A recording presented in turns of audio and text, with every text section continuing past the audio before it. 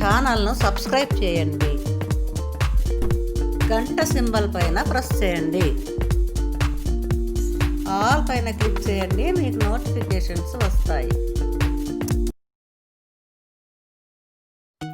Hi అండి, నమస్కారం. Welcome to my channel.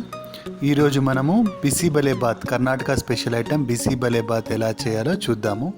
బిసిబెలేబాత్కి కావాల్సిన పదార్థాలు: బీన్స్, క్యారెట్ తరిగి పెట్టుకున్నాను, రెండు కలిపి 250 గ్రామ్స్ ఉన్నాయండి. 1/4 kg, రెండు కలిపి 250 గ్రామ్స్ అండి. తర్వాత 3 టమోటాలు, 2 ఉల్లిపాయలు, ఎండు కొబ్బరి 1/2 కప్పు, చింతపండు కొంచెము, ఒక నిమ్మపండు సైజ్ అంత చింతపండు తీసుకున్నానండి. లవంగాలు, చెక్క, ఒక 4 లవంగాలు, ఒక చిన్న చెక్క ముక్క అండి.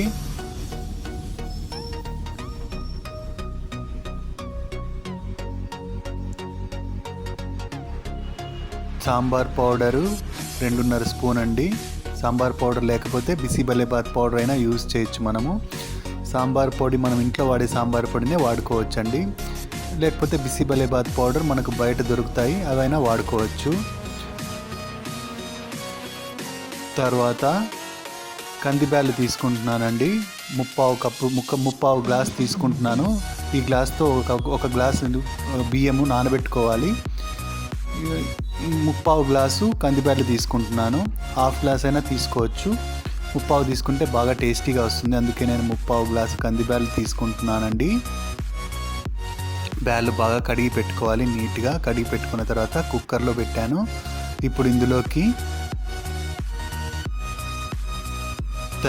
తరిగిన ముక్కలు, బీన్స్, క్యారెట్ ముక్కలు వేసుకుంటున్నానండి.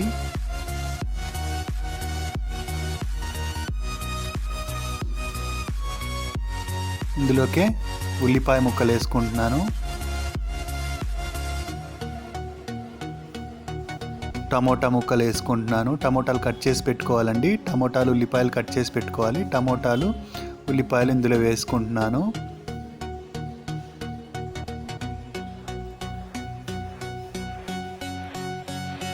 ఇప్పుడు గ్లాస్తో నీళ్లు తీసుకొని, ఏ గ్లాస్తో అయితే మనం బియ్యం తీసుకున్నామో ఆ గ్లాస్తో 6 గ్లాసులు వాటర్ పోసుకోవాలండి. 6 గ్లాసులు పోసుకుంటే సరిగ్గా సరిపోతాయి.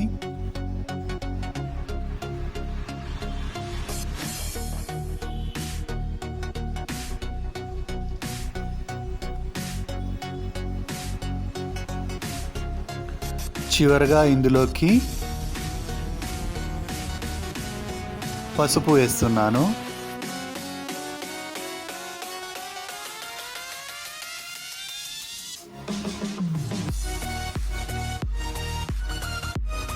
ఇప్పుడు కుక్కర్లో మీద మూత మూసేసుకొని స్టవ్ మీద పెట్టుకోవాలండి. 6 విజిల్స్ పెట్టుకోవాలి.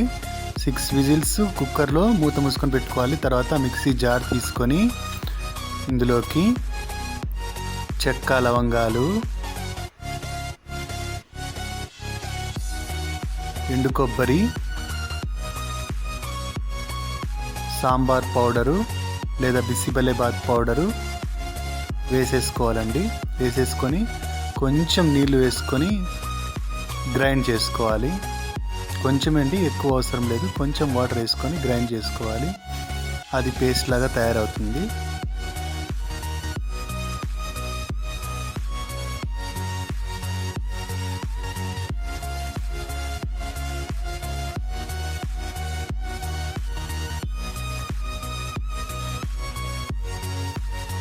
ఇందులోకి ఇప్పుడు చింతపండు నానబెట్టుకొని ఉంచుకోవాలండి.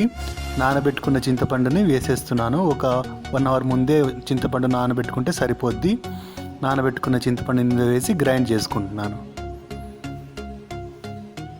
కుక్కర్ 6 విజిల్స్ వచ్చేసాయండి. తీస్తున్నాను. కాయగూరలు, బ్యాళ్ళు బాగా ఉడికాయో లేదో చూసుకోవాలి. ఉడికిన తర్వాత ఇందులోకి రైస్ వేసుకోవాలి. రైస్ ఒక 1 అవర్ ముందే నానబెట్టి ఉంచుకోవాలి. ఆ రైస్ ఇందులో వేసేస్తున్నానండి. రైస్ వేసేసి ఇందులో కాస్త రుచికి సరిపోయేంత ఉప్పు వేసుకోవాలండి. ఉప్పు వేస్తున్నాను.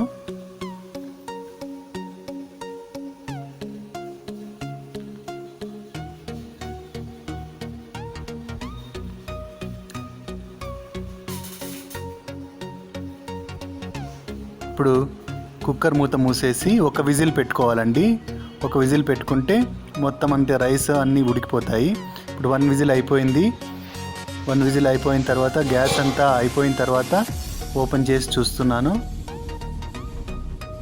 ఇది రెడీ అయిందండి. ఇప్పుడు బాండ్లీ తీసుకొని కడాయి తీసుకొని అందులో ఆయిల్ వేసుకోవాలండి.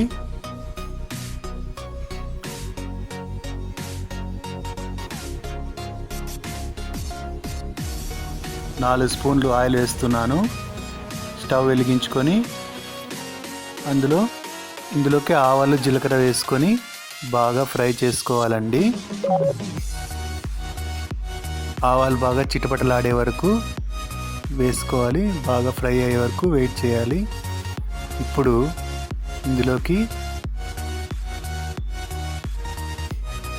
వట్టిమిరపకాయలు కరివేపాకు వేసుకొని బాగా ఫ్రై చేసుకోవాలండి. బాగా ఫ్రై చేసుకోవాలి. ఇప్పుడు మనం ఇందాక పేస్ట్ చేసి పెట్టుకున్న పేస్ట్ని ఇందులో వేసుకోవాలండి. జార్లో ఉన్న పేస్ట్ అంతా వేసుకొని బాగా కలుపుకోవాలి. అవసరమైతే కొద్దిగా వాటర్ కూడా యాడ్ చేసుకోవచ్చండి. ఎక్కువగా చిక్కగా ఉన్నట్టయితే కొద్దిగా వాటర్ వేసుకోవచ్చు. దీన్ని బాగా వాసన పోయే వరకు, పచ్చివాసన పోయే వరకు వేపుకోవాలి.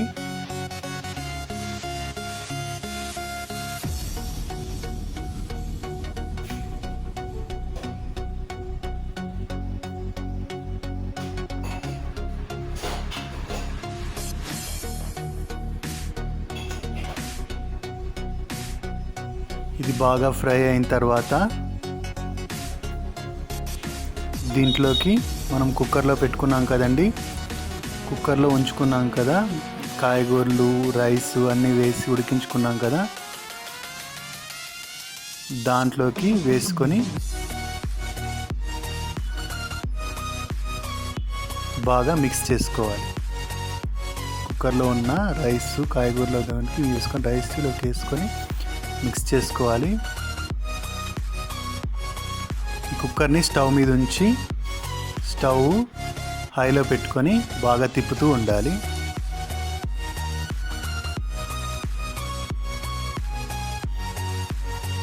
ఇలా కొంచెం ఉడికిన తర్వాత చూడండి, ఇప్పుడు రెడీ అయిపోయింది. చూసారా, బిసిబెలే బాత్ చూడడానికి ఎంత అందంగా ఉంది కదా. తినడానికి ఇంకా టేస్టీగా ఉంటుందండి. చాలా సింపుల్ చేయడం కూడా. మీరు కూడా ఒకసారి ట్రై చేయండి. వేడివేడి బిసిబెలే బాత్ సర్వింగ్ బౌల్లో తీసుకున్నాము. రెడీ అయిపోయింది. కొత్తిమీరతో గార్నిష్ చేసుకొని సర్వ్ చేసుకోవడమేనండి, అంతే.